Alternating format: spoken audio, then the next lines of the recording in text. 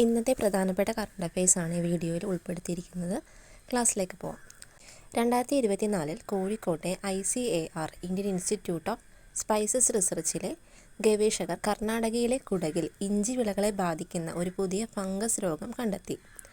പൈറിക്കുലാറിയ ഇനങ്ങളുടെ രോഗകാരി മൂലമുണ്ടാകുന്ന ഈ രോഗം ഇഞ്ചി കൃഷിക്ക് ഭീഷണിയാണ്.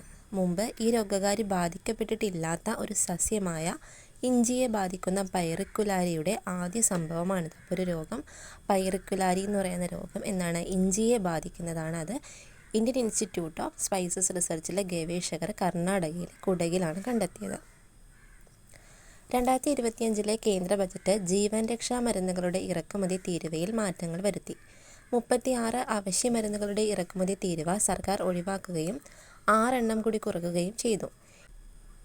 ഇന്ത്യയിലെ രോഗികൾക്ക് നിർണായക ചികിത്സകൾ കൂടുതൽ താങ്ങാനാവുന്നതാക്കി മാറ്റുക എന്നതാണ് ഈ സംരംഭത്തിൻ്റെ ലക്ഷ്യം.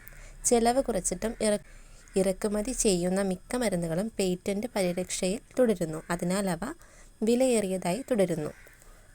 2025 കേന്ദ്ര ബജറ്റിൻ്റെ ഒരു ഫാക്റ്റാണ് കൊടുത്തിരിക്കുന്നത്. വളരെ വലിയ രോഗകാരിയായ ഏവിയേഷൻ ഇൻഫ്ലുവൻസ H5N1 അതിനെതിരെ മനുഷ്യ വാക്സിൻ വികസിപ്പിക്കുന്നതിന് Indian Council of medical research നേതൃത്വം നൽകുന്നു. ഇന്ത്യയിൽ മൃഗങ്ങളുടെയും മനുഷ്യരുടെയും ആരോഗ്യത്തിന് ഭീഷണിയായ സമീപകാല പകർച്ചവ്യാധികൾക്കുള്ള പ്രതികരണമാണ് ഈ ഒരു സംരംഭം. H5N1-നെതിരെ വാക്സിൻ വികസിപ്പിക്കുന്നത് ആരാണ്? Indian Council of Medical റിസർച്ചാണ്.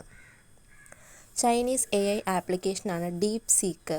അപ്പോൾ എന്താണ് ഡീപ് സീക്ക് എന്ന ചോദ്യം വരാം. സ്വകാര്യതയും സുരക്ഷാ പ്രശ്നങ്ങളും കാരണം അടുത്തിടെ സൂക്ഷ്മ പരിശോധനയ്ക്ക് വിധേയമായതാണ് ഈ ഡീപ് സീക്ക് എന്ന് പറയുന്നത്. വിവിധ സർക്കാരുകൾ പ്രത്യേകിച്ച് ഔദ്യോഗിക പദവികളിൽ ഇതിൻ്റെ ഉപയോഗം നിരോധിച്ചിട്ടുണ്ട്. ചൈനീസ് AI ആപ്ലിക്കേഷനാണ് എന്താ ഡീപ് സീക്ക് എന്ന് പറയുന്നത്. ബിർഭൂം ജില്ലയിലെ ദിയോച്ച പച്ചാമി കൽക്കരി ഖനിയിൽ 326 ഏക്കറിൽ ബസാൾട്ട് ഖനനം ആരംഭിക്കാൻ പശ്ചിമ ബംഗാൾ സർക്കാർ ഒരുങ്ങുന്നു. അപ്പോൾ ബിർഭൂം ജില്ലയിലെ ദിയോച്ച പച്ചാമി കൽക്കരി ഖനിയിൽ 326 ഏക്കറിൽ ബസാൾട്ട് ഖനനം ആരംഭിക്കാൻ പോകുന്നത് പശ്ചിമ ബംഗാളാണ്.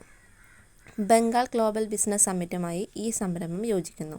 2026 തിരഞ്ഞെടുപ്പിന് മുന്നോടിയായി പ്രാദേശിക തൊഴിൽ ആശങ്കകൾ പരിഹരിക്കുന്നതിനൊപ്പം നിക്ഷേപകരെ ആകർഷിക്കുക എന്നതാണ് ഈ പദ്ധതിയുടെ ലക്ഷ്യം. ബിർഭൂം ജില്ല ദിയോച്ച പച്ചാമ കൽക്കരി, അവിടെ എന്ത് ഖനനമാണ്? ബസാൾട്ട് ഖനനം ആരംഭിക്കുന്നത് ആരാണ്? പശ്ചിമ ബംഗാൾ സർക്കാരാണ്. അടുത്തിടെ ഇന്ത്യൻ സൈന്യത്തിൻ്റെ ഈസ്റ്റേൺ കമാൻഡ് ആസ്ഥാനമായ ഫോർട്ട് വില്യം ഔദ്യോഗികമായിട്ട് വിജയ് ദുർഗ് എന്ന് പുനർനാമകരണം ചെയ്യപ്പെട്ടു. അപ്പോൾ ഇന്ത്യൻ സൈന്യത്തിൻ്റെ ഈസ്റ്റേൺ കമാൻഡ് ആസ്ഥാനമാണ് ഫോർട്ട് വില്യം. ഇത് വിജയ് ദുർഗ് എന്നാണ് പുനർനാമകരണം ചെയ്യപ്പെട്ടത്. കൊളോണിയൽ പൈതൃകങ്ങൾ ഉപേക്ഷിക്കാനും തദ്ദേശീയ സൈനിക ചരിത്രത്തെ ബഹുമാനിക്കാനുമുള്ള ഇന്ത്യയുടെ തുടർച്ചയായ ശ്രമങ്ങളാണ് ഈ മാറ്റം പ്രതിഫലിപ്പിക്കുന്നത്. പുനർനാമകരണം എന്ന് പറയുന്ന ഒരു ടോപ്പിക്കിൽ ഇത് ചോദിക്കാം. ലോകബാങ്കിൽ നിന്നുമുള്ള 2428.8 കോടി രൂപയുടെ വായ്പയുടെ സഹായത്തോടെ കേരള സർക്കാർ അടുത്തിടെ കേരള ആരോഗ്യ സംവിധാനം മെച്ചപ്പെടുത്തൽ പരിപാടിക്ക് അംഗീകാരം നൽകി. സംസ്ഥാനത്തുടനീളമുള്ള ആരോഗ്യ സംരക്ഷണ നിലവാരം ഉയർത്തുക എന്നതാണ് ഈ സംരംഭത്തിൻ്റെ ലക്ഷ്യം. പാവപ്പെട്ടവരുടെ ക്ഷേമത്തിന് മുൻഗണന നൽകിക്കൊണ്ട് സാംക്രമികേതര രോഗങ്ങൾ, അടിയന്തര സേവനങ്ങൾ, വയോജന പരിചരണം തുടങ്ങിയ അടിയന്തര വിഷയങ്ങൾ ഇത് അഭിസംബോധന ചെയ്യുന്നു. 2025 ഫെബ്രുവരിയിൽ ആർട്ടിക് മേഖലയിൽ അഭൂതപൂർവമായ താപനില വർധനവ് അനുഭവപ്പെട്ടു. ഫെബ്രുവരി 2 താപനില ശരാശരിയേക്കാൾ 20 ഡിഗ്രി സെൽഷ്യസിലധികം ഉയർന്നു. ഇത് കാലാവസ്ഥ പ്രതിഭാസത്തെ അടയാളപ്പെടുത്തി. ഈ തീവ്രമായ താപനം ആഗോള കാലാവസ്ഥാ രീതികളെക്കുറിച്ചും ധ്രുവീയ ഹിമത്തിൻ്റെ ഭാവിയെക്കുറിച്ചും ആശങ്കകൾ ഉയർത്തുന്നു.